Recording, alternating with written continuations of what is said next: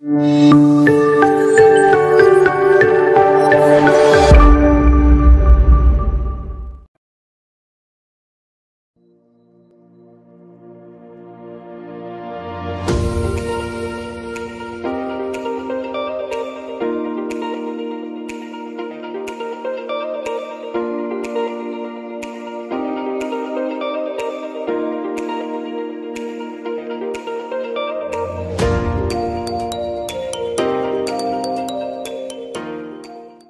Swastiastu,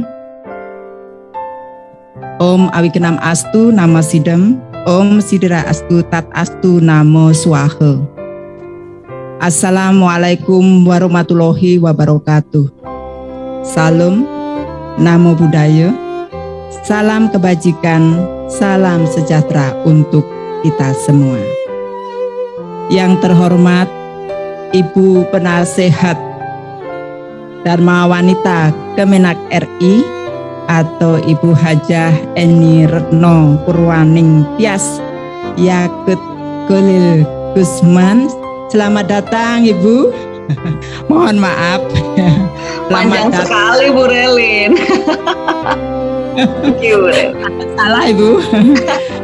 Terima kasih telah hadir meskipun jauh tetapi dekat di hati kami. Khususnya anggota DWP UHN IGB Sugriwo Denpasar.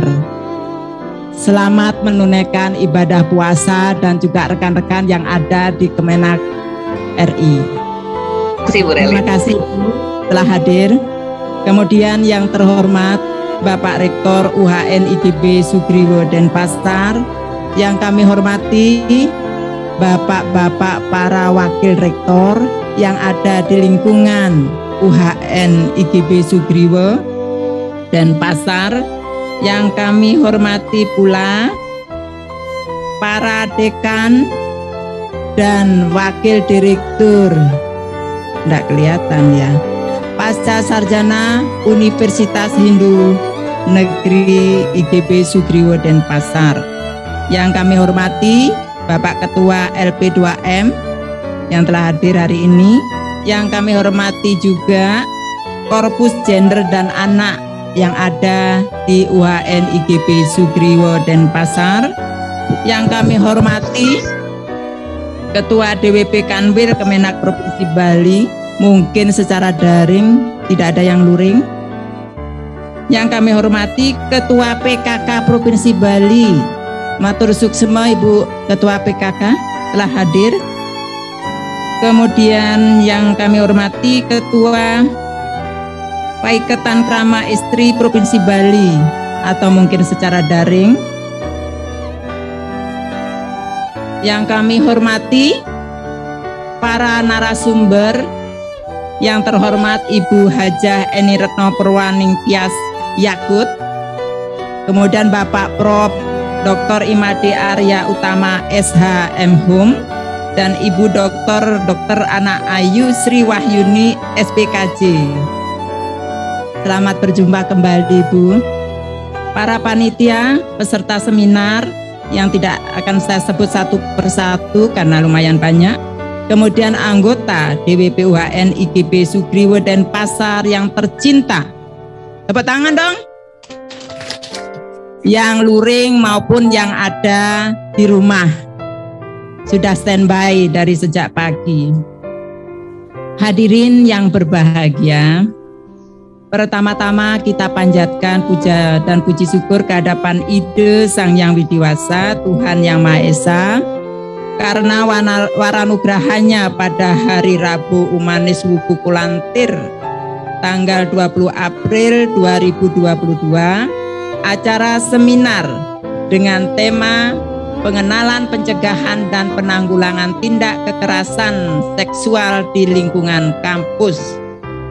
Tema ini kami pilih bersama karena masa pandemi yang lumayan panjang, entah sampai kapan berakhir, sehingga membuat DWP kerjasama dengan Gender dan Anak di UHN IGB Sugriwo Denpasar membuat kesepakatan untuk melaksanakan seminar nasional ini. Ada kegalauan yang belum ada obatnya, sehingga perlu adanya diskusi dalam ajang nasional ini. Selain narasumber yang akan memberikan strategi dan upaya dalam pencegahan untuk mengantisipasi semakin maraknya terjadi tindak kekerasan seksual terhadap kaum rentan, terutama kaum perempuan yang semakin meningkat dimulai dari masa pandemi dan menuju ke arah situasi normal. Seminar nasional ini merupakan atau didasarkan apa yang menjadi cita-cita Raden Ajeng Kartini. Dengan meneladani sosok Raden Ajeng Kartini, kita bisa berjuang untuk melanjutkan perjuangan cita-cita Ibu Kartini untuk menyelamatkan kaum perempuan, khususnya hak perempuan dalam menerima pendidikan secara layak, optimal, dan terjamin. Hak mendapat pendidikan merupakan salah satu hak dasar yang wajib dipenuhi oleh negara, sehingga nantinya negara Indonesia memiliki SDM yang berkualitas dan siap untuk membangun negara Indonesia ke arah yang lebih baik. Perlindungan terhadap perempuan dalam menempuh pendidikan, khususnya dalam lingkup perguruan tinggi, merupakan bagian terpenting yang harus dipenuhi, karena dengan menjamin terpenuhinya hak mendapat pendidikan sekaligus juga perlindungan keamanan selama menerima pendidikan, maka akan menjamin pula kualitas SDM yang dihasilkan. Perlindungan selama menerima pendidikan, khususnya bagi perempuan, penting untuk dilakukan, khususnya perlindungan dari tindak kekerasan seksual. Hal tersebut dikarenakan kebanyakan korban kekerasan seksual merupakan perempuan atau mahasiswi, dan pelaku kekerasan biasanya orang-orang yang relasi kuasa terhadap korban, seperti misalnya dosen, tenaga kependidikan, pejabat di lingkungan kampus maupun teman dekatnya. Kekerasan seksual merupakan suatu tindakan yang bersifat merendahkan, menghina, menyerang atau perbuatan lainnya terhadap tubuh, hasrat seksual seseorang maupun fungsi reproduksi dengan paksaan atau membuat korbannya tidak berdaya, sehingga mengakibatkan korban mengalami penderitaan baik secara fisik, psikis, dan seksual, serta kerugian secara ekonomi, sosial, budaya, dan politik. Oleh karena itu, pencegahan terhadap tindak kekerasan seksual di lingkungan perguruan tinggi tersebut merupakan suatu urgensi yang harus segera ditindaklanjuti agar nantinya dapat menciptakan lingkungan pendidikan yang kondusif, aman, nyaman, dan layak, sehingga perempuan dapat memenuhi haknya untuk mendapatkan pendidikan, sehingga perguruan tinggi akan banyak menghasilkan para Kartini muda yang berkualitas dan siap melanjutkan cita-cita mulia Raden Ajeng Kartini. Karena momen ini besok karena Hari Kartini, makanya saya tekankan di sini. Pada kesempatan ini kami kolaborasi dengan Korpus Gender dan Anak UHN IGB Sugro Denpasar.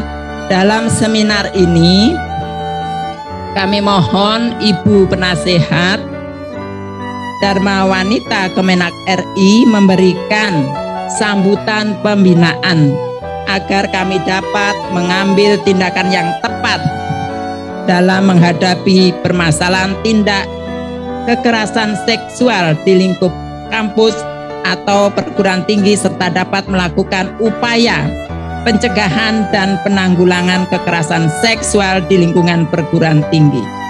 Dengan ini kami akan mendapat pencerahan dan semangat baru lagi dalam menghadapi problema, khususnya tindak kekerasan seksual yang terjadi di lingkungan perguruan tinggi.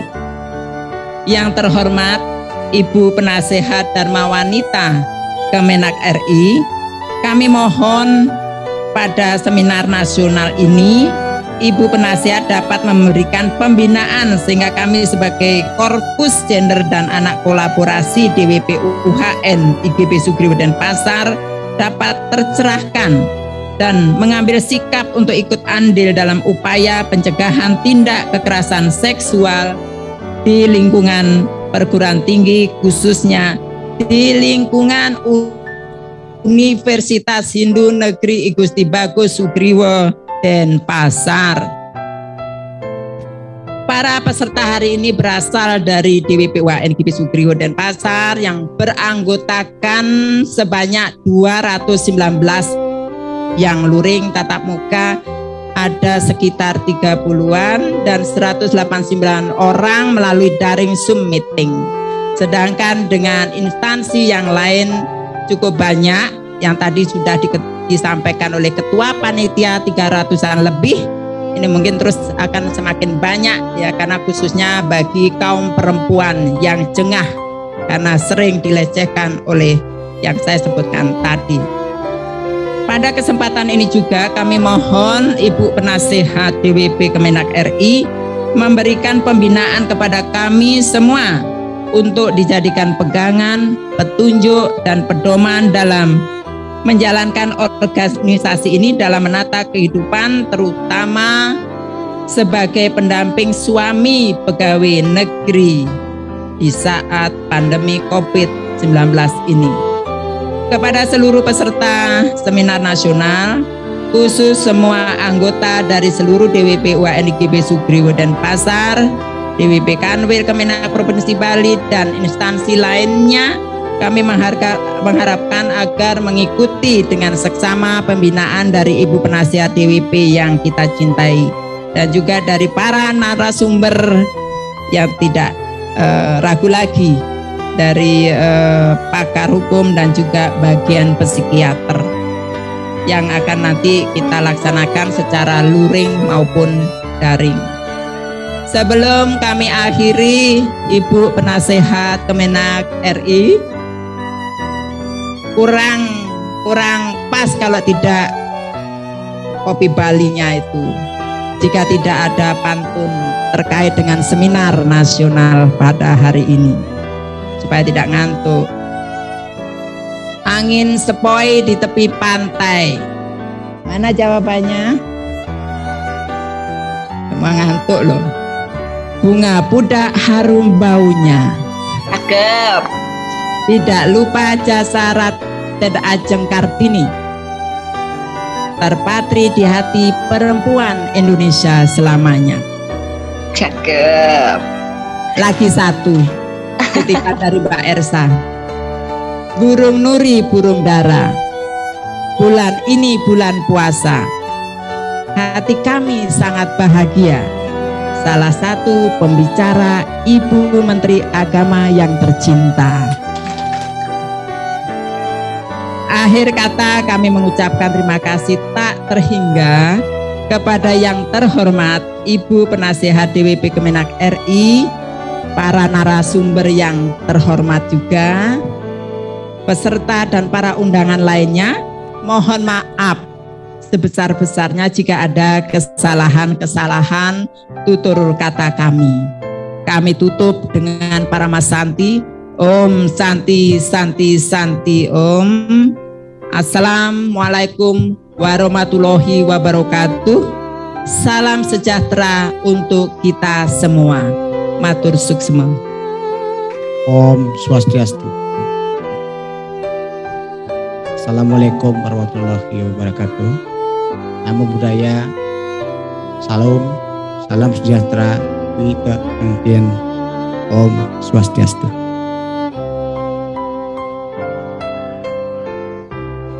Kita berbahagia sekali karena pada hari ini Tuhan memberikan kesehatan dan memberikan kesempatan untuk melaksanakan webinar yang sangat penting ini. Yang pertama, yang terhormat dan sama-sama kita muliakan Ibu Penasihat DWP Kemenak RI, Ibu Eni Retno Purwaningtyas, Yakut oleh Pemas, yang sudah bersedia hadir dalam webinar ini. Ada Wakil Rektor, Direktur, para pejabat di lingkungan UAN, saya hormati, pada Ketua Dharma Wanita Persatuan UAN Wisnu Bagus Sugriwo, kepada seluruh narasumber yang bersedia mengisi webinar ini yang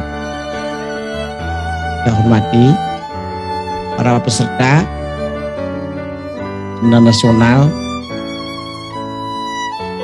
pada pagi hari ini yang saya banggakan. Kita sangat berbahagia sekali di dalam menyambut Hari Kartini, IWP Persatuan UAN Wisnu Bagus Sugriwo dan Korpus Wanita Gender melaksanakan webinar yang mutunya sangat luar biasa berkaitan dengan masalah kekerasan seksual, pencegahan dan penanggulangannya di UAN Wisnu Bagus Sugriwo. Webinar ini sangat penting dilakukan mengingat dalam belakangan ini mengenai kekerasan seksual itu, menurut Ibu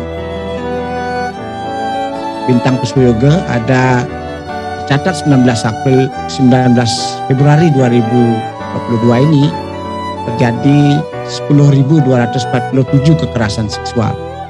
Sedangkan kekerasan terhadap anak 14.528. Ini yang perlu kita pakai pemikiran bersama. Kekerasan seksual itu tidak terjadi di luar, di lembaga-lembaga tertentu, tetapi juga beritanya banyak mencuat terjadi di lingkungan kampus. Bahkan UGM sendiri sekarang ada memberikan hukuman disiplin kepada salah satu pengajar yang dianggap melanggar kode etik. Ini yang sangat perlu kita dengungkan bersama, karena kekerasan seksual ini terhadap perempuan merupakan sebuah, kalau di norma agama apapun, sebuah pelanggaran etika yang tidak bisa kita berikan pengampunan berkaitan dengan kehormatan seorang wanita.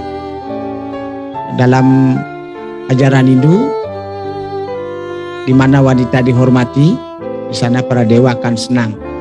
Di mana wanita tidak dihormati, di sana tidak ada yadnya yang berpahala. Oleh karena itu, pada saat ini, Bapak Ibu sekalian, webinar mengenai kekerasan seksual ini akan mempunyai manfaat yang luar biasa tentang bagaimana para warga kampus, khususnya UAN Wisnu Bagus Sugriwo, bisa secara dini untuk mendeteksi agar tidak terjadi kekerasan seksual. Oleh karena itu, khususnya para wanita, para ibu-ibu, para perempuan, para mahasiswa, hendaknya bisa lebih menjaga diri untuk bagaimana caranya supaya terhindar dari peristiwa kekerasan seksual itu. Paling tidak menghindari hal-hal yang tidak memungkinkan orang-orang tertentu yang niatnya tidak baik untuk mengganggu, melakukan tindak kekerasan seksual atau pelecehan seksual pada perempuan. Dan ini merupakan salah satu masukan yang sangat penting. Tidak hanya kita akan kaji secara nasional, tetapi mungkin akan kita tingkatkan menjadi seminar internasional berkaitan dengan masalah pelecehan, penanggulangan dan tindakan kekerasan terhadap wanita.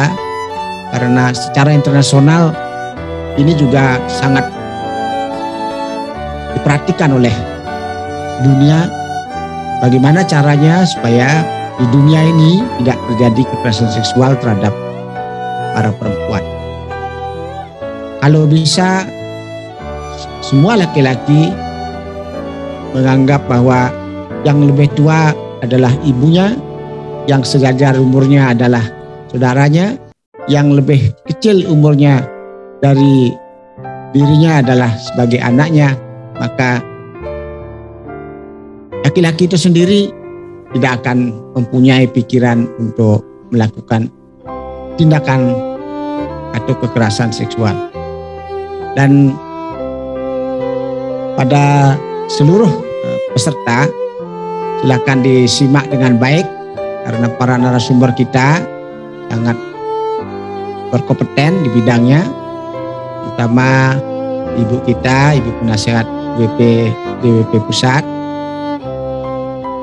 Kemenag RI, dan kita akan banyak mendapatkan bagaimana strategi di dalam menanggulangi kekerasan seksual khususnya di kampus.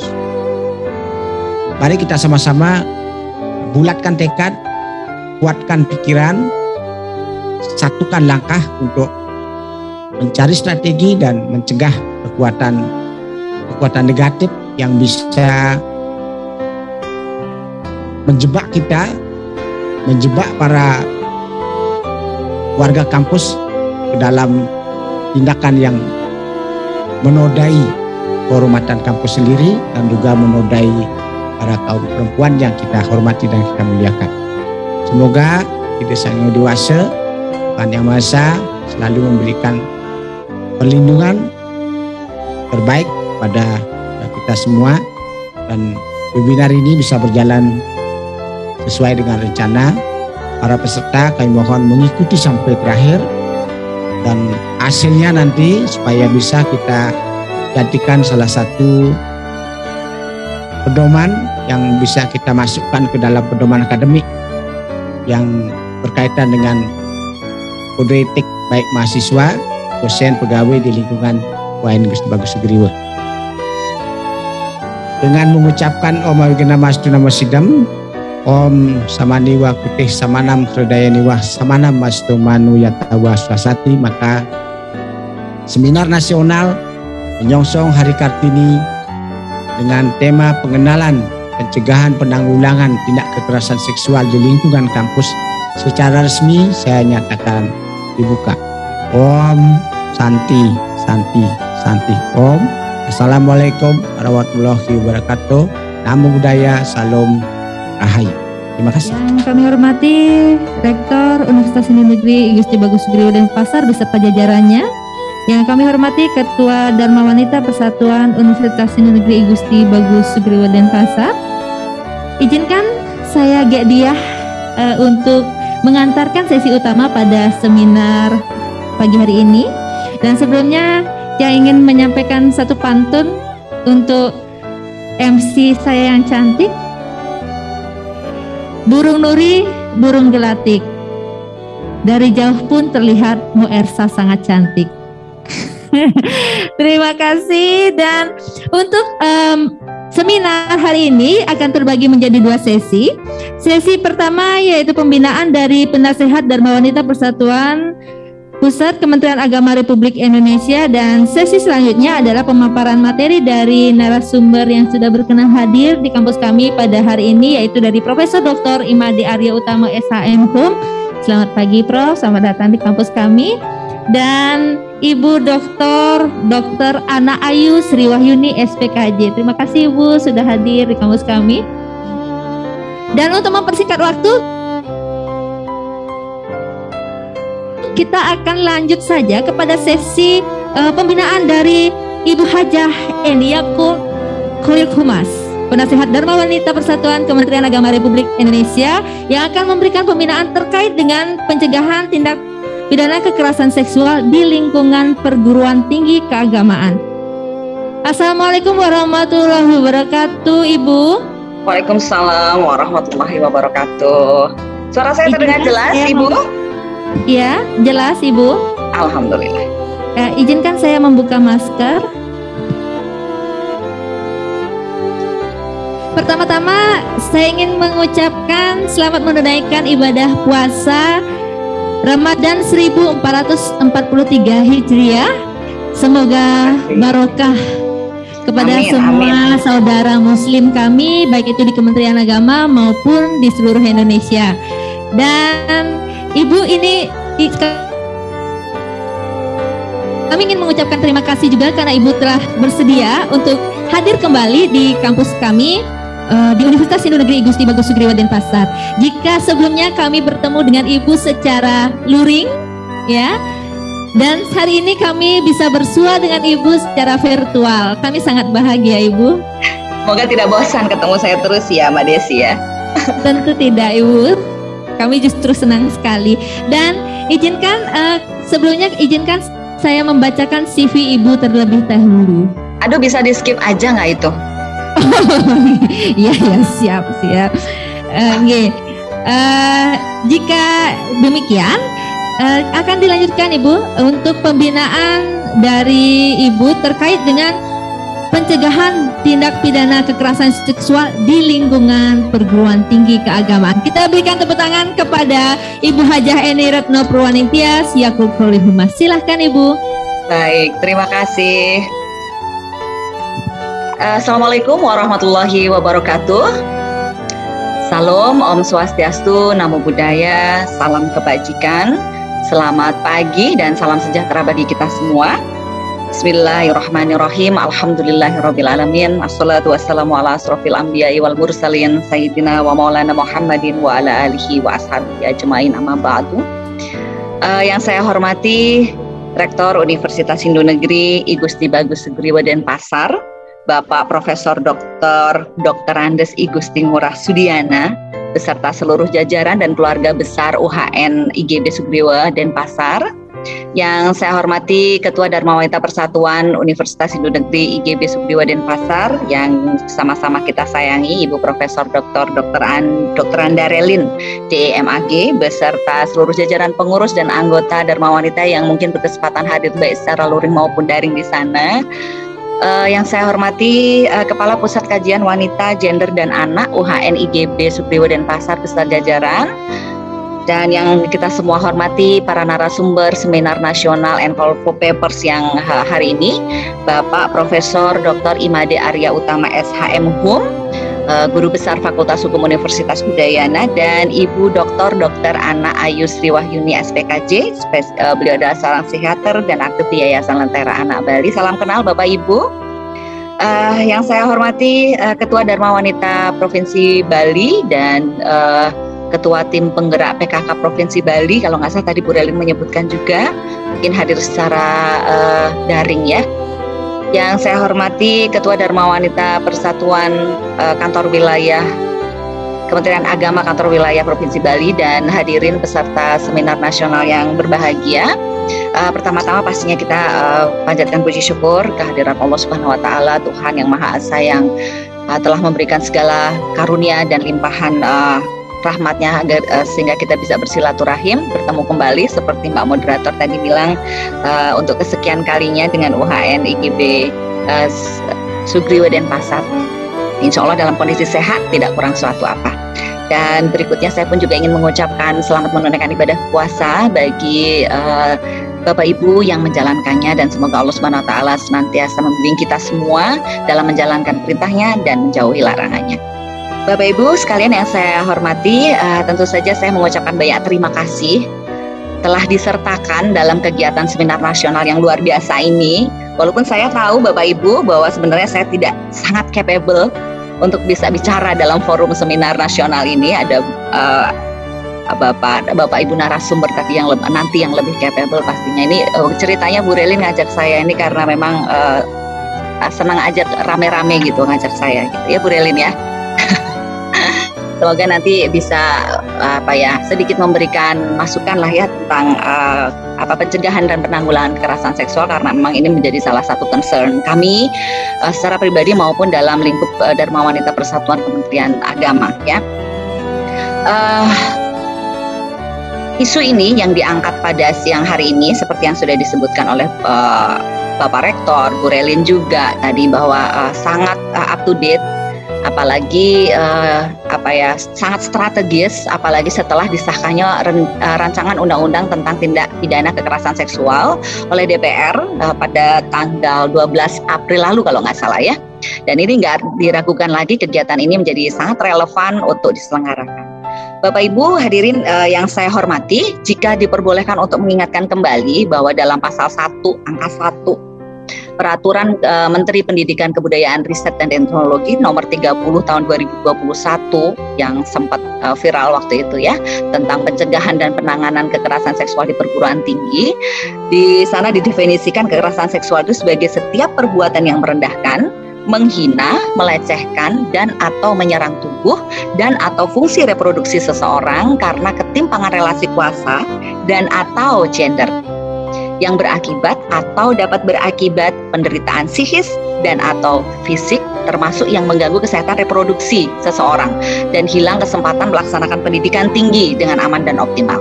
Ini sudah ditambahi dengan agak lengkap ya, lumayan lengkap ini di sini. Nah, dari definisi tersebut kita dapat menangkap Bapak Ibu bahwa kekerasan seksual merupakan perilaku yang dan tindakan yang bertentangan pastinya dengan agama, etika, moral, hukum, serta harkat dan martabat kemanusiaan kita pastinya ya. Dampaknya juga dapat berakibat fatal baik bagi diri sendiri, bagi korban ya, masa depannya pada masa depan korban terutama ya. Kemudian jika boleh mengingatkan kembali hasil riset dan fakta yang mengungkapkan bahwa kekerasan seksual merupakan fenomena yang terjadi di banyak negara. Nggak di Indonesia saja Bapak Ibu ya pastinya ya. Di Amerika ada salah satu riset, kalau tidak salah saya sempat baca itu, tapi kebanyakan kasus yang terjadi itu diselesaikan secara kuasi ya, secara tidak berdasarkan hukum.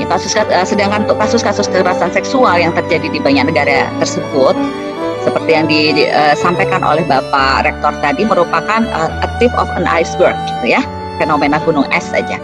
Ada yang tampak di permukaan, tapi yang tampak itu diyakini hanya sebagian kecil saja dari fakta yang sebenarnya. Itu nanti ada buktinya setelah sekian lama, kemudian begitu ada Permendikbud, kemudian begitu banyak dari tahun lalu itu naiknya signifikan sekali ya. Jadi itu sekarang menjadi trennya seperti itu. Di Indonesia sendiri, Bapak Ibu, berdasarkan data dari Simponi ya, data Sistem Informasi Online Perlindungan Perempuan dan Anak dari PPPA, sepanjang tahun 2021 hingga 17 Maret 2022 menunjukkan ada 8.478 kasus kekerasan terhadap perempuan dulu.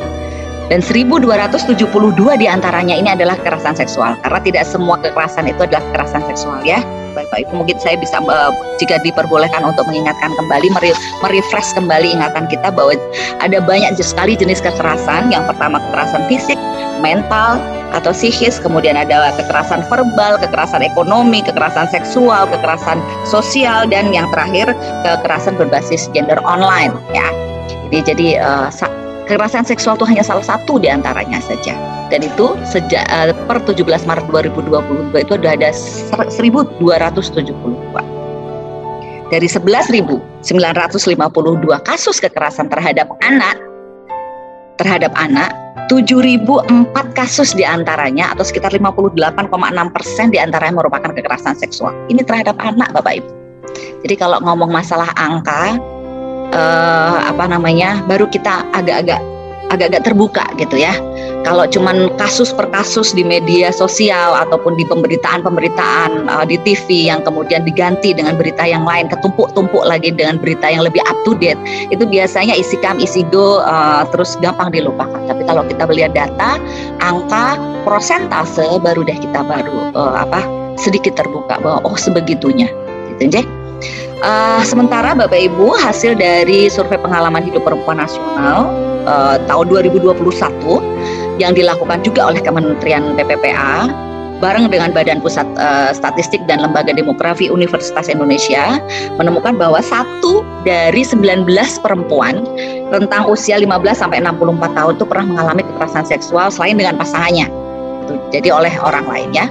Kemudian juga dari Survei Nasional Pengalaman Hidup Anak dan Remaja di tahun 2021 juga menemukan 4 dari 100 laki-laki dan 8 dari 100 perempuan di rentang usia 13 sampai 17 tahun yang hidup di perkotaan ya pernah mengalami kekerasan seksual dalam bentuk apapun di sepanjang hidupnya. dalam bentuk apapun di sepanjang hidupnya. 4 dari 100, 8 dari 100 perempuan. Kalau 4 dari 100 laki-laki, jadi memang korbannya nggak hanya perempuan, walaupun kebanyakan memang perempuan. Gitu aja. Kemudian dari data di atas terungkap bahwa kekerasan seksual dapat terjadi pada perempuan dan laki-laki pastinya, serta dapat terjadi karena adanya ketimpangan relasi kuasa seperti yang disebutkan Bu Relin tadi. Namun lebih dari sekedar itu, sebenarnya ditinjau dari pelaku dan korban, kekerasan seksual ini dapat dilakukan dan atau terjadi pada siapapun juga. Gak peduli laki-laki, gak peduli perempuan, gak peduli anak-anak, orang dewasa maupun yang sudah manula, pejabat atau buruh biasa, orang awam atau yang berpendidikan, ya semuanya bisa kena.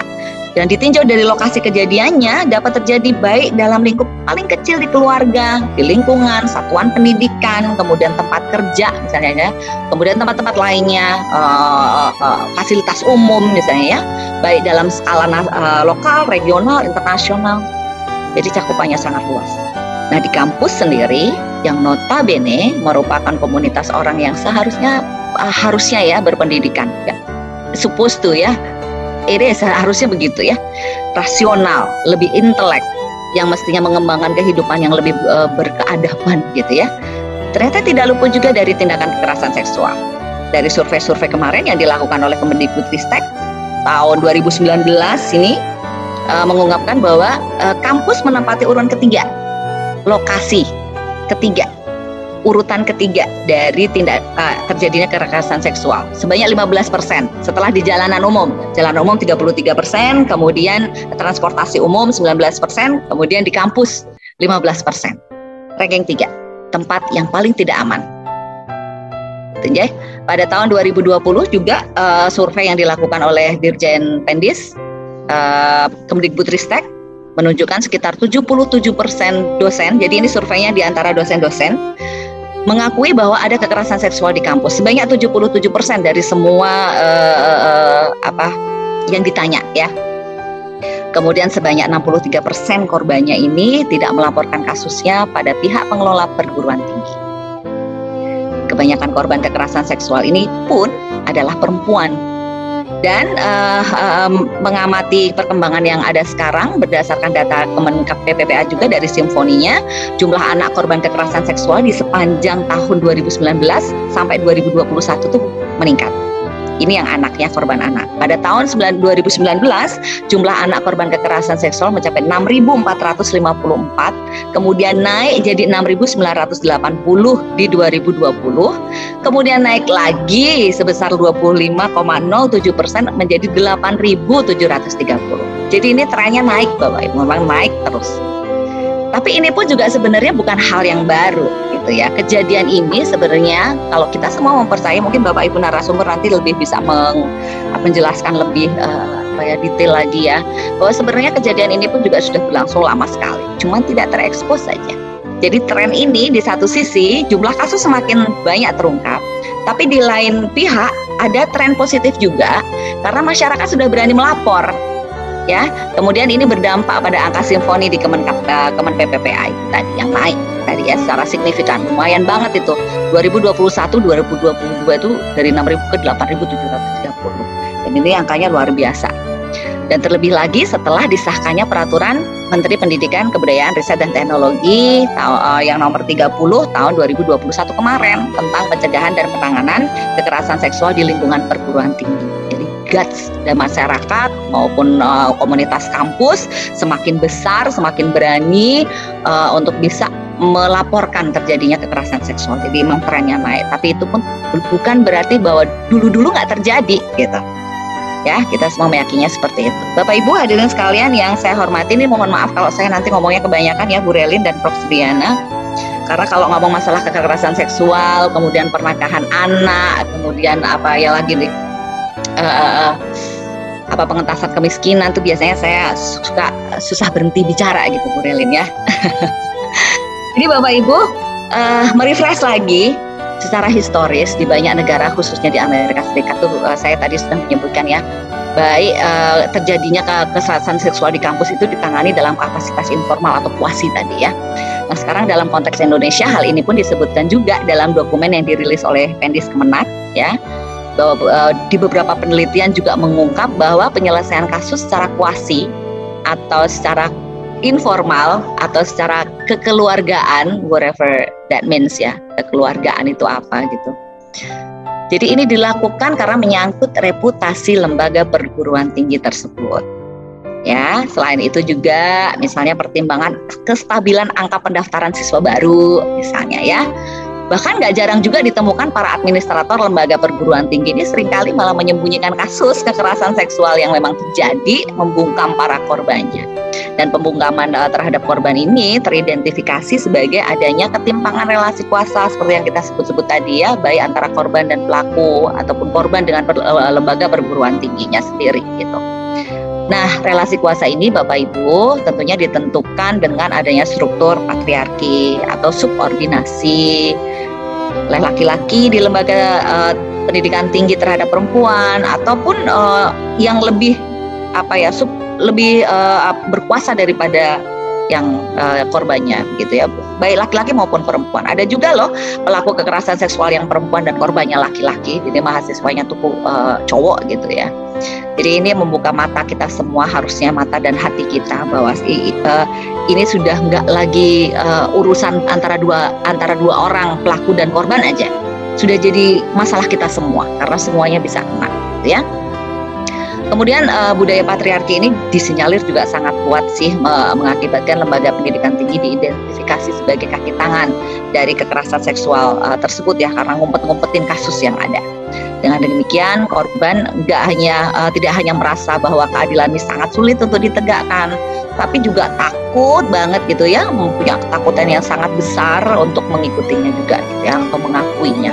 Akhirnya banyak korban yang justru lebih memilih meninggalkan lembaga perguruan tinggi, keluar aja deh gitu ya, daripada harus menghadapi adanya kemungkinan reaksi keras dari komunitas kampus, dibilang jelek-jelekin, belum disalah-salahin apa segala macam. Itu nanti Dokter Ayu kayaknya lebih ini tentang point of view dari victim ya, dari korban. Nah, alih-alih bersikap tegas Bapak Ibu, perguruan tinggi di tengah relamban dalam menangani kasus kekerasan seksual. Ini di beberapa kampus yang mengundang saya untuk ngomongin masalah kekerasan seksual itu saya selalu ngomongin hal ini. Karena memang terjadi seperti itu adanya gitu ya. Dan hal tersebut terjadi memang faktanya kasus kekerasan seksual di perguruan tinggi jarang terekspos. Hal ini yang seperti saya sebutkan tadi berkaitan dengan citra perguruan tinggi yang takut namanya tercemar gitu ya. Kemudian dan ekses-ekses lain yang kemudian mengikutinya gitu ya, kalau kasus kekerasan seksual yang terjadi ini terekspos. Nah, lambannya penanganan kasus kekerasan seksual di perguruan tinggi menunjukkan sebuah ironi banget ya. Kampus yang seharusnya menjadi garda terdepan dalam mendidik masyarakat justru terkesan nggak tegas terhadap pelaku kekerasan seksual dengan membiarkan mereka lepas gitu aja dari hukuman. Tidak adanya penegakan hukum yang tegas terhadap pelaku kekerasan seksual ini loh yang mengakibatkan tingginya kasus kekerasan seksual di perguruan tinggi. Karena jargonnya alah paling cuman begitu aja. Tidak ada sanksi yang signifikan.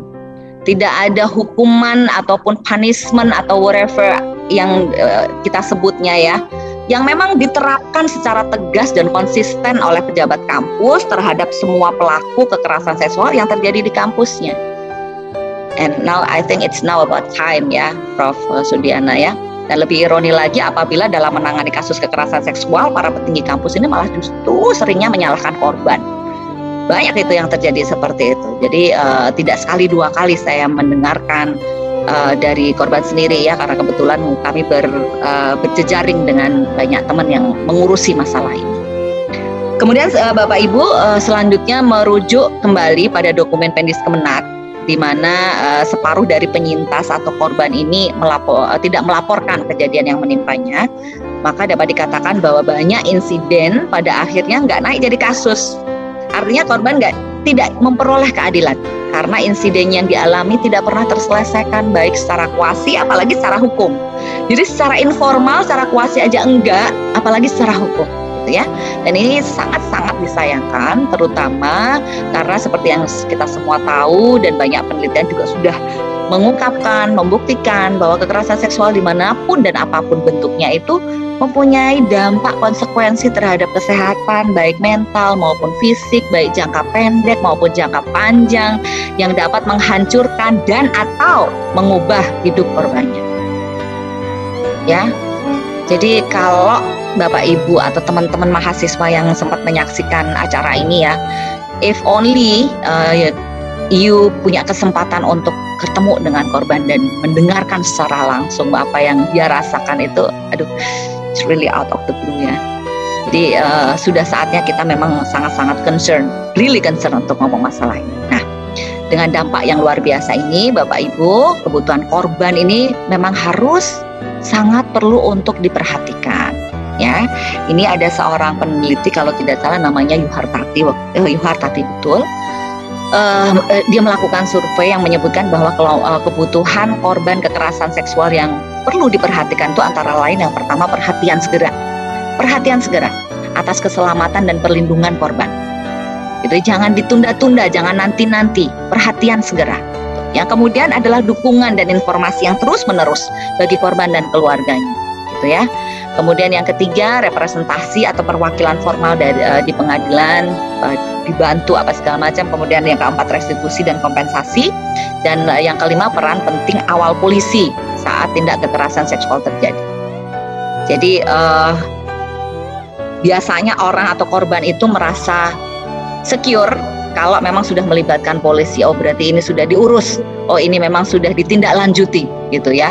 Kadang-kadang walaupun hanya psikiater, hanya pihak misalnya kalau kejadiannya di kampusnya aja yang ngomong, itu masih belum merasa mendapat keadilan ataupun dalam proses menuju keadilan, gitu ya. Jadi tapi kalau sudah melibatkan polisi atau lembaga kepolisian itu biasanya secara psikologis katanya menurut para ahli itu disinyalir bagi korban agak menenteramkan ya, walaupun dalam perjalanan pemulihannya nanti beda lagi ceritanya, gitu ya.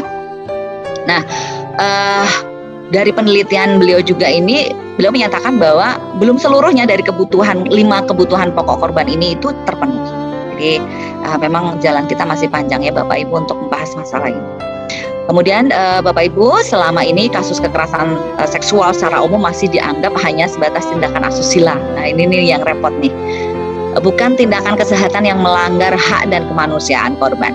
Jadi bahkan kalau boleh saya curhat nih Bu Relin, Pak Prof Sudiana dan Pak Babi semuanya. Bahkan penamaan kekerasan seksual ya oleh media, biasanya oleh media nih, itu juga dicari-cari padan katanya. Saya nggak ngerti itu motivasinya apa, maksudnya apa ya. Bisa jadi agar terdengar atau terbaca lebih sopan misalnya ya, atau lebih smooth gitu ya, atau lebih estetik. Oh, I don't know deh ya.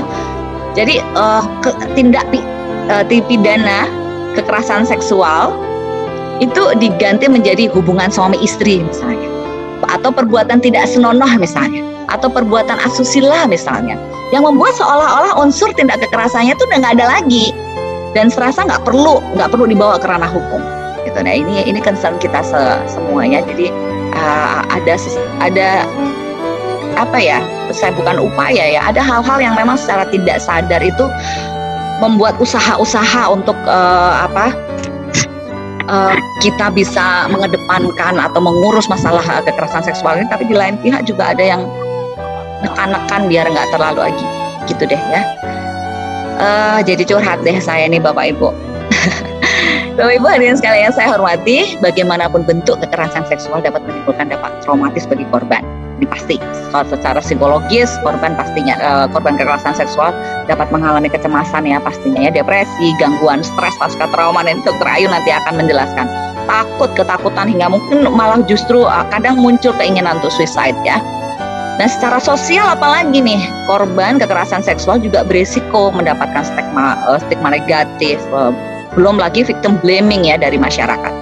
Kita ini Bapak Ibu, secara nggak tahu ya, secara otomatis mulut kita ini kok ya terbiasa dengan misalnya kita ini diomong ada seorang teman lah atau siapa gitu cerita ke kita gitu, aku kok diginiin ya sama si Anu ya gitu, belum dengerin ceritanya itu udah langsung ngomong, kamu sih pakai bajunya seperti itu, kamu sih keluarnya malam-malam, kamu sih sendirian aja, sok berani. Jadi kitanya korbannya dulu yang diserang. Enggak, bahkan not even finish listening to the story gitu ya. Apalagi kok nyalahin pelakunya gitu. Korbannya dulu yang disalahin. Dan itu udah auto gitu di kehidupan masyarakat kita, di mulut masyarakat kita. Seperti itu. Dan ini butuh waktu yang saya rasa lumayan lama dan kesadaran dari semua pihak bahwa untuk merubah seperti ini tuh memang butuh effort ya. Kemudian Bapak Ibu, belum lagi ya kalau kekerasan seksual yang dialami oleh korban ini mengalami trauma fisik. Nah, ini udah lebih lebih dalam lagi. Nah, jika korban kekerasan seksual ini yang seorang anak ya di bawah usia 18 tahun, sangat besar kemungkinan anak ini akan diam. Kemudian tidak melawan. Kalau bahasa psikiaternya saya nggak tahu. Pernah baca tentang tonic immobility, bener nggak ya itu ya Dokter Ayu? Nanti Dokter Ayu deh yang mungkin bisa menjelaskan lebih lanjut ya. Meskipun ini jadi dia diam, meskipun pelakunya nggak ngancem gitu ya. Korban mungkin saja nggak tahu apa yang terjadi sehingga kelihatannya korban ini seperti mau aja gitu melakukan hubungan seksual tersebut gitu ya. Kayak yang mau aja, jadi seolah-olah kekerasan seksual itu suka sama suka, jadi nggak termasuk dalam ranah kekerasan gitu. Jadi tapi for your information, meskipun korban tidak melawan dan pelaku tidak melakukan ancaman, perbuatan tersebut tetap masuk ke dalam kategori kekerasan seksual sesuai dengan ketentuan Undang-Undang Nomor 23 Tahun 2002 kalau nggak salah. Nanti Bapak narasumber nanti yang akan nanti yang akan lebih detail ya. Undang-undang tentang perlindungan dan pelakunya ini juga diancam hukuman kurungan penjara dan denda ya, kalau tidak salah seperti itu, yang kalau tidak salah ingat ya. Dan yang saya pahami Bapak Ibu bahwa pola kekerasan seksual itu tidak mudah diduga dan dapat menimpa siapa saja, mulai dari anak-anak berusia balita sampai yang berusia lanjut. Korban kekerasan ini banyak dialami oleh perempuan memang ya, segala rentang usia, mulai dari anak-anak, remaja, dewasa sampai manula. Meskipun laki-laki juga ada yang menjadi korban ya. Bapak Ibu, kekerasan seksual bisa dialami oleh siapa saja, sekali lagi, dan adapun jenis kekerasan yang dialami juga sebagian besar fisik, psikis, dan seksual.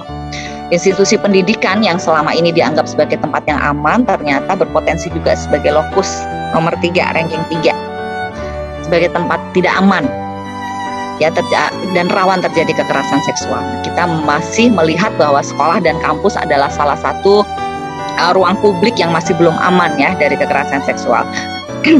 Dari survei yang dilakukan oleh Koalisi Ruang Publik Aman di tahun 2019 menempatkan sekolah dan kampus di posisi ketiga ya tadi ya. Kemudian pada umumnya juga masyarakat berpendapat bahwa ruang pendidikan, sekolah, perguruan tinggi merupakan ruang yang aman harusnya bagi anak didik. Guru TK, guru sekolah, guru atau kakak pelatih ekskul, dosen, keluarga besar kampus, komunitas kampus, atau mereka yang berurusan dengan pendidikan yang seharusnya menjadi pelindung dan orang yang paling punya otoritas menjaga anak didik ataupun mahasiswa, itu tidak sedikit justru yang menjadi atau ditemukan, diberitakan, terbukti bahkan sebagai pelaku kekerasan seksual. Nah, ini kembali lagi ke relasi kuasa antara korban dan pelaku yang memang disinyalir sebagai penyebab utama terjadinya kekerasan gitu ya. Kekuasaan ini, relasi kuasa atau kekuasaan ini berpotensi menjadi sangat potensial berubah menjadi kekerasan apabila disalahgunakan. Kekuasaan yang diperlihatkan oleh para pelaku ini tidak harus berupa fisik saja ya Bapak Ibu ya, melainkan dapat bersifat penaklukan, tebar pesona. Kalau bahasa milenialnya tebar pesona. Berbentuk tampilan misalnya berwibawa, kemudian menampakkan kehebatan, kepintaran, penolong dalam kesulitan misalnya ya, pemilik karisma, kemudian orang yang punya popularitas. Jadi ini teman-teman mahasiswa yang punya kesempatan untuk mendengar ini hati-hati. Hati-hati dengan pola relasi kuasa tebar pesona ini, jangan salah ya. Jangan sampai kita terlena dengan semua itu. Jadi harus pintar-pintar membekali diri untuk tidak ikut di lingkaran ini nih, tebar pesona ini. Dan semua bentuk penaklukan ini jauh lebih berbahaya dan sangat efektif berhasil untuk membuat para korban seperti murid dan mahasiswa ini merasa tidak kuasa dan mengikuti apa aja perintah dan keinginan orang yang dihormati atau yang dikagumi itu. Biasanya kalau udah kagum gitu suruh apa aja manut, aduh jangan ya, stop doing that please. Dalam kasus seperti ini, Bapak Ibu siswa dan mahasiswa adalah pihak yang tidak berdaya dan rentan pastinya ya, karena berada dalam penguasaan. Makanya harus membekali diri itu tadi. Para siswa dan mahasiswa ini cenderung tidak menyadari bahwa mereka tengah dikuasai dan akan mengikuti apa saja perintah dan bujukan ya untuk memenuhi keinginan pelaku dalam menjalankan kejahatannya. Ini jawaban mengapa dalam kasus kekerasan seksual sang korban sering diidentifikasi sebagai pihak yang mendatangi pelaku, gitu ya. Jadi korbannya ini yang diidentifikasi sebagai yang mendatangi pelaku, dan bahkan kekerasan tersebut bisa terjadi berulang-ulang gitu. Yang apabila diteruskan menjadi kasus hukum, maka posisi korban ini menjadi lemah di muka hukum, gitu ya. Jadi akan repot ke depannya. Ini makanya hati-hati dari awal teman-teman mahasiswa. Nah, kondisi di atas tentunya kita harus antisipasi dan kita cari jalan keluarnya. Tidak boleh lagi dibiarkan terjadi terus-menerus, apalagi di UHN IGW Sugriwo Denpasar ya. Tambah lagi Bapak Ibu, di tengah semakin canggihnya perkembangan zaman, luasnya jangkauan teknologi, internet, penyebaran informasi yang semakin maju ya, serta populernya penggunaan medsos nih, yang telah menghadirkan bentuk-bentuk kekerasan baru tadi berbasis gender ya, yang ketujuh, kekerasan berbasis gender online atau KBG yang difasilitasi oleh teknologi, gitu ya. Sama seperti kekerasan berbasis gender di dunia nyata, tindak kekerasan tersebut memiliki maksud melecehkan korban berdasarkan gender ataupun secara seksual. Jadi untuk brainstorming aja buat teman-teman mahasiswa nih yang mungkin ikut ya. Jadi bentuk baru kekerasan online itu sangat penting untuk dipahami ya, karena KBGO ini memiliki pola kasus yang lebih rumit lagi daripada yang enggak KBGO, yang enggak ada O-nya ya. Jadi ada berbagai bentuknya, ada macam-macam ya. Ada pendekatan untuk memperdaya, cyber grooming, ada cyber harassment, pelecehan online, ada hacking, ada peretasan, ada illegal content, konten ilegal ya. Kemudian ada infringement of privacy atau violation of privacy, pelanggaran privasi. Kemudian ada malicious distribution ya, ada distribusi foto atau video pribadi, ancaman distribusi atau foto atau video. Kemudian ada online defamation juga, pencemaran nama baik. Kemudian ada online recruitment atau rekrutmen online. Ini biasanya yang online recruitment itu sering muncul pada saat kita berbicara tentang PVI, Prevention on Violence Extremism, itu nanti ada bahasanya sendiri. Nah, teman-teman mahasiswa, teman-teman yang sudah aktif bermedsos, tolong bekali juga dengan literasi digital yang mumpuni agar tidak kesandung dan termasuk dalam kategori-kategori ini. Jadi udah tahu, punya benteng, punya ilmu, punya bekal, udah tahu kalau ada seseorang yang memperlakukan kita dalam salah satu dari yang saya sebutkan tadi, udah ngerti, oh ini termasuk sexual harassment nih, saya nggak boleh dibegitukan, saya punya hak untuk marah, untuk lapor, untuk apa gitu. Kalau memang teman-teman atau kita semua terbekali dengan baik literasi digital. Jadi mungkin nanti Bu Relin dan Prof. Sudiana nggak ada salahnya juga, karena ini linear saya rasa ya, membekali tentang kekerasan seksual ini linear dengan literasi digital, karena kekerasan seksual juga terjadi secara online ya. Di sana nanti kita bisa belajar sama-sama tentang apa sih itu digital culture, apa itu digital skill, apa itu digital etik, ada digital safety ya, biar kita nggak masuk dalam itu tadi pelanggaran privasi, karena kita tahu cara menjaga privasi kita gitu ya. Kurang lebih seperti itu. Kemudian ada juga yang menurut Internet Government Forum bahwa kekerasan berbasis gender online ini mencakup spektrum baik perilaku, termasuk penguntitan, kemudian pengintimidasian, pelecehan seksual, pencemaran nama baik, ujaran kebencian, eksploitasi ya, itu ada semua. Ini disebutkan di Ellen Kusuma dan Nenden Sekar Arum, ini dirilis tahun 2019. Nah, KBGO ini rentan juga dialami oleh anak muda pastinya ya, teman-teman milenial ini yang kebanyakan memang pengguna aktif media sosial. Bapak Ibu hadirin sekalian yang saya hormati, kemudian pertanyaan yang muncul adalah bagaimana sebuah lembaga perguruan tinggi dapat mencegah dan menanggulangi kekerasan seksual di kampus, serta memberikan atau memfasilitasi pelayanan yang dibutuhkan oleh korban. Gimana caranya? Gitu ya. Mencegah itu semua cara dan proses yang dilakukan untuk menghalangi agar kekerasan seksual di kampus tidak terjadi. Sementara menanggulangi semua cara dan proses yang dilakukan untuk merespon dan atau menangani kasus kekerasan seksual yang terjadi di kampus, baik dalam penanganan kasusnya maupun dalam proses pemulihan korban. Jadi dua, nanti pada saat proses penanggulangan ini ada penanganan kasus dan proses pemulihan korban. Nah ini nanti mungkin Dokter Ayu nanti bisa menjelaskan pada kita semua. Kadang-kadang itu Dokter Ayu pada saat proses banyak kasus kekerasan seksual, proses penanganan kasusnya ini seringkali kontraproduktif dengan proses pemulihan korban nih. Saya sering mendengar keluhan seperti ini, Dokter Ayu. Jadi mungkin nanti bisa dijelaskan ke kami ya, biar saya juga saya di sini hadir untuk sama-sama belajar sama para narasumber kita ya, Bapak Ibu. Kemudian tadi berdasarkan pertimbangan itu ya, saya rasa sangat perlu pakai banget Pak Sudiana ya untuk bisa dibentuk suatu semacam pusat pelayanan terpadu lah, atau crisis center atau apa aja lah namanya ya, yang memang khusus menghandle masalah ini.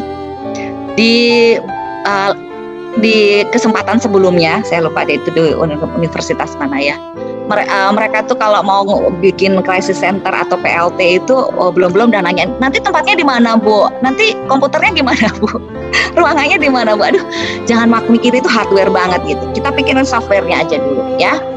Jadi crisis center atau PLT dan pusat layanan terpadu ini kita adakan dulu. Mungkin nanti dimulai dengan Bapak Rektor membuat SK, membuat SOP, menunjuk orang, kemudian juga membuat program bagaimana untuk melaksanakan program penanganan dan pencegahan dan penanganan kekerasan seksual di kampus ini ya. Jadi ini harus lebih dilakukan demi masa depan kampus sendiri, lebih daripada sekedar menjalankan keputusan Dirjen Pendis. Kalau nggak salah tahun 2019 sudah ada keputusan Dirjen Pendis tentang penanganan kekerasan seksual di lingkungan perguruan tinggi keagamaan Islam waktu itu ya, dan PTKN lah ya.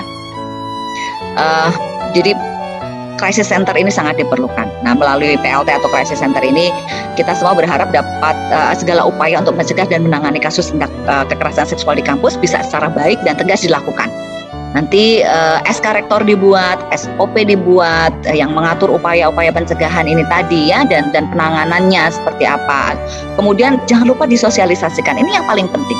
Harus disosialisasikan semua komunitas kampus, mulai dari yang bawah, OB, Satpam, gatekeeper yang semuanya sampai yang duduk di rektorat, semuanya harus tahu, terinformasikan bahwa ada loh PLT ini, ada loh kita menangani ini. Kalau terjadi kasus di mana lapornya harus jelas di sana, dan itu semuanya harus dilakukan secara terus-menerus, secara terprogram ya pada semua komunitas kampus. Dibicarakan, disebarkan informasinya, apa toh kekerasan seksual itu, apa toh jenis dan ragam kekerasan seksual itu.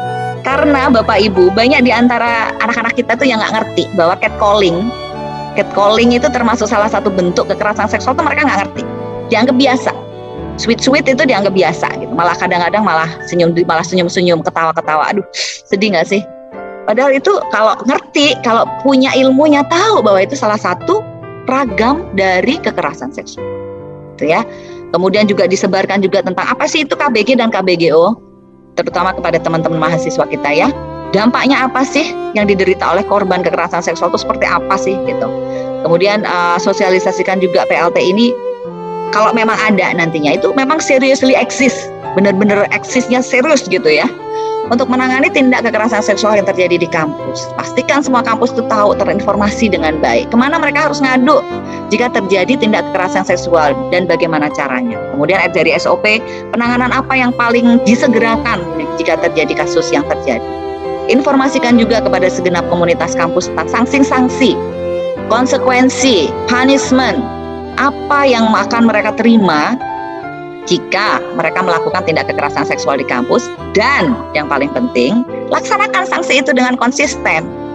Jangan cuman, kalau orang Jawa bilang tuh lamis, banyaknya lamis Pak, ada itu, tapi ya kemudian ya itu tadi, kuasi. Bapak Ibu, dalam hal penanganan dan pemulihan korban, nanti ke depannya jika UHN ini sudah punya PLT yang keren, crisis center tentang penanganan yang ini, semoga bisa menjadi atau memberikan layanan trauma healing ya bagi para korban kekerasan seksual di perguruan tinggi ya. sebagai pemenuhan hak mereka, terutama di UHN lah ya, gitu ya. Tapi semoga sih nggak ada kasus terjadi di sana ya, Bu Relin. Dan saya berharap nanti proses pemulihan dari trauma kekerasan seksual itu bisa dilakukan dengan penuh empati pastinya ya. Menjadi crisis center ini menjadi ruang nyaman bagi korban, ruang di mana perasaan trauma yang dialami oleh korban ini tidak disepelekan, ya, apalagi disalah-salahkan. Ruang di mana korban ini bisa merasa didengarkan, disupport, tidak dihakimi. Ruang di mana korban ini bisa bercerita, meluapkan emosinya dan memperoleh kembali sedikit harga dirinya. Penting banget ya. Ruang di mana korban bisa teryakinkan bahwa kekerasan seksual ini terjadi adalah karena kesalahan pelaku gitu, bukan karena kesalahan korban. Ya. Dan ruang nyaman dan aman ini merupakan salah satu kondisi yang dibutuhkan oleh korban untuk melawan trauma kekerasan seksual. Nah, Bapak Ibu hadirin sekalian yang saya hormati, my stressing point A ini sebenarnya sudah pernah saya sampaikan juga di beberapa kesempatan ya. Tapi saya akan mengulanginya lagi. Yang perlu saya stress out di sini, yang perlu stressing di sini adalah saat ini Bapak Ibu sudah tidak waktunya lagi bagi perguruan tinggi ini lamban dalam menangani tindak kekerasan seksual yang terjadi di kampusnya. Saat ini Bapak Ibu sudah tidak zamannya lagi nama baik perguruan tinggi ini ditentukan dengan kriteria tidak adanya tindak kekerasan seksual yang terjadi di kampus, jika hal ini malah justru membuat perguruan tinggi menutupi tindak kekerasan seksual yang sebenarnya terjadi, sehingga membuat perguruan tinggi ini malah justru menjadi kaki tangan kekerasan seksual. Bapak Ibu saat ini, sekarang ini sudah tidak saatnya lagi kita selalu menyalahkan korban tiap kali terjadi tindak kekerasan seksual. Ya, dan saat ini sudah waktunya kita untuk mendukung nama baik kampus dengan mendorong kampus untuk membuat kebijakan yang bertujuan untuk mewujudkan kampus yang aman, yang ramah dan nyaman untuk semua masyarakat kampus serta bebas dari segala bentuk kekerasan seksual ataupun segala bentuk kekerasan lah ya. Nah, sekarang ini juga Bapak Ibu sudah saatnya kita justru memberikan penghargaan yang tinggi kepada kampus yang dengan berani melaporkan tindak kekerasan seksual yang terjadi di kampusnya dan yang dengan tegas memberikan sanksi dan membantu penerapan proses hukum kepada pelakunya. This is very crucial ya. Dan saat ini Bapak Ibu, menurut saya sudah saatnya kita melihat bahwa permasalahan kekerasan seksual ini nggak hanya sebagai urusan pribadi antara korban dan pelaku saja, tapi kita harus melihat dan menerima dan menjadikan isu kekerasan seksual ini sebagai social issue, masalah sosial, di mana kita semua, each and every single one of us ini ikut terlibat dan bertanggung jawab atas terjadinya tindak kekerasan seksual. Ya, saat ini sudah waktunya kita merubah segala sedih, segala marah atas tindak kekerasan seksual yang terjadi sekian lama. Itu kita kumpulin jadi kekuatan untuk bersama-sama melawan kekerasan seksual ini.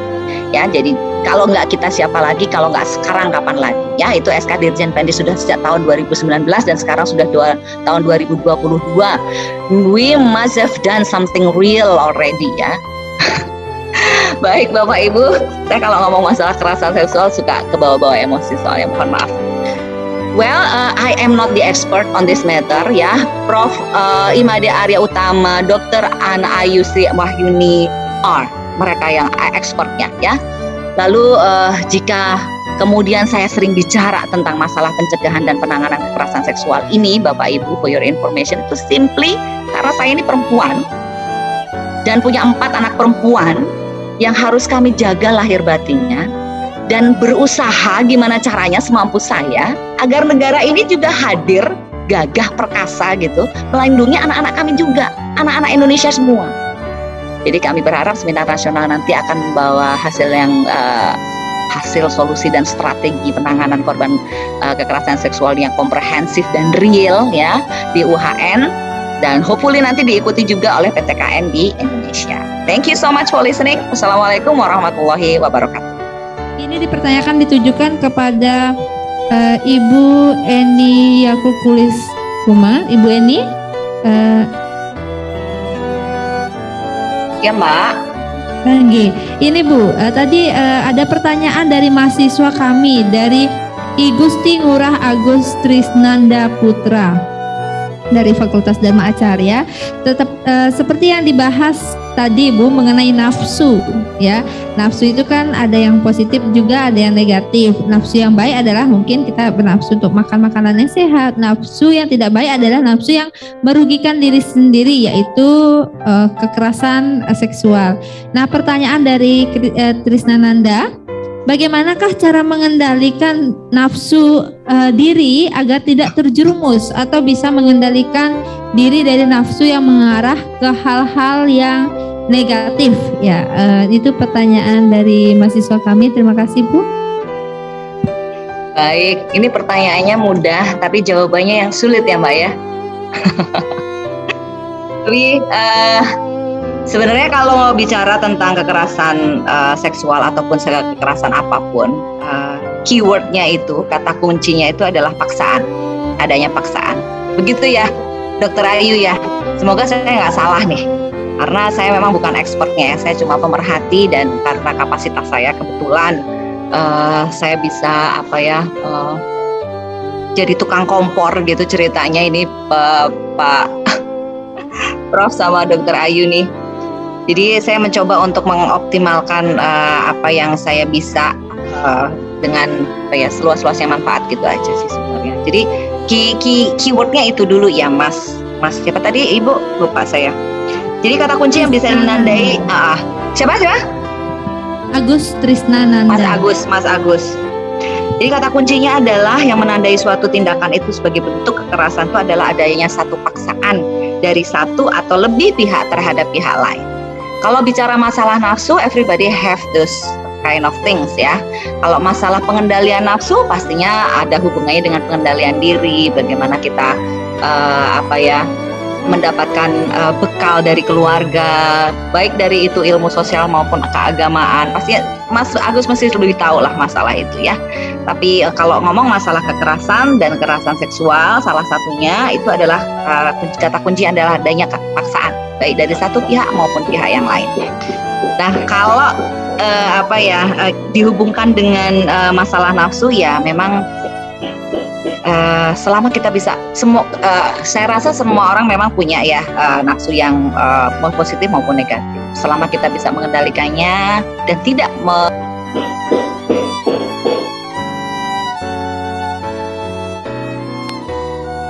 Halo?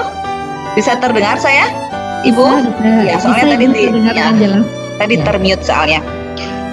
Jadi gitu, selama kita bisa mengendalikannya, tentunya dengan tadi ya ada bekal-bekal tertentu lah yang memang bisa membuat kita lebih bisa mengendalikan diri. Yang pasti jangan sampai membuat nafsu yang ada di dalam diri kita ini berubah menjadi tindakan berupa paksaan. Nah, itu kalau sudah berupa paksaan berarti sudah terjadi tindak kekerasan dan itu akan berbuntut panjang sekali. Itu ya Mas Agus, kira-kira kalau masalah pengendalian nafsu kayaknya bekal agama itu memang yang paling ini ya. Dan bekal dari keluarga. Kalau saya sih secara pribadi melihatnya seperti itu. Bagaimana kita dididik, bagaimana kita dibekali, bagaimana kita diberi contoh oleh orang tua kita itu yang sepertinya lebih menjadi key word ya kalau masalah pengendalian nafsu itu. Mungkin itu ya Mas Agus yang bisa saya sampaikan. Mungkin Dokter Ayu atau Prof yang lebih paham masalah ini. Sebagai penasihat DWP Kementerian Agama Republik Indonesia untuk memberikan closing statement ya dalam seminar nasional Universitas Hindu Negeri Gusti Bagus Sugriwo Denpasar pada siang hari ini. Silakan Ibu. Iya, baik, terima kasih Bapak Ibu narasumber yang saya hormati dan Prof Sudiana, Bu Relin, terima kasih yang pertama atas kesempatan yang diberikan kepada kami untuk bisa ikut berperan serta dan menimba ilmu dari para narasumber kita yang luar biasa. Satu yang pasti ingin saya titipkan kepada Bapak Rektor dan Bu Relin juga segenap keluarga besar di UHNI GB Sugriwo Denpasar bahwa seminar hari ini seyogyanya tidak berhenti sampai di sini. Harus ada program ataupun bentuk gerakan konkret yang memang harus dilakukan di lingkup intern UHN IGB Sugriwo Denpasar untuk bisa memfollow up dari apa yang sudah kita bicarakan. Jadi selama ini memang kalau yang kita lihat sama-sama banyak sekali kampus-kampus yang mengadakan seminar, pembicaraan, FGD, apalah itu ya tentang kekerasan seksual ini, pencegahan maupun penanganannya. Tapi follow up setelah itu, afterwards-nya nggak ada, gitu ya. Next lagi ketemu di next meeting, seminar lagi. Waktu saya tanya, udah ngapain di kampus gitu tuh masih belum ada gerakan real gitu yang untuk bisa benar-benar diimplementasikan. Jadi kita mohon nanti Pak Rektor, Bu Reli nanti bisa ke depan benar-benar bisa membentuk apa yang bisa dilakukan untuk bisa membuat kampus UHN ini menjadi kampus yang aman dan ramah dan nyaman buat semua komunitas kampus gitu ya, dan bebas dari kekerasan seksual. Yaitu tadi bagaimana nanti informasinya yang bisa jelas diterima oleh semua komunitas kampus kalau terjadi kekerasan seksual, kemudian ya seperti yang saya jelaskan tadi ya gitu. Jadi semoga nanti kedepannya lebih terukur lagi bagaimana cara penanganan maupun pencegahannya. Dan sekali lagi terima kasih atas waktu yang diberikan pada saya untuk ikut serta pada seminar yang luar biasa ini. Terima kasih nih ya. Terima kasih sekali. Saya terima dengan senang hati. Berikut kami serahkan sertifikat ataupun piagam penghargaan sebagai narasumber. Terima kasih.